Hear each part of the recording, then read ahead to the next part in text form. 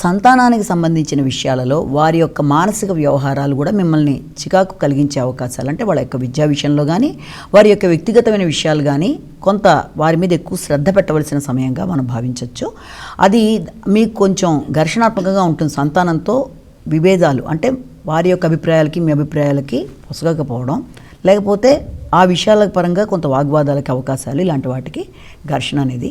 అలాగే సంతానానికి సంబంధించిన విషయాలలో విద్య కన్నా కూడా వేరే విషయాల వల్ల వాళ్ళ శ్రద్ధ పెరగడం వల్ల మీకు కొంచెం మానసిక చికాకులు అనేవి అధికంగా ఉంటాయి. కాబట్టి అలాంటి వాటి నుంచి మనసుని కొంచెం ఘర్షణ తగ్గించుకునే విధంగా మీ ఆరోగ్యాన్ని సరిచేసుకోవాలి.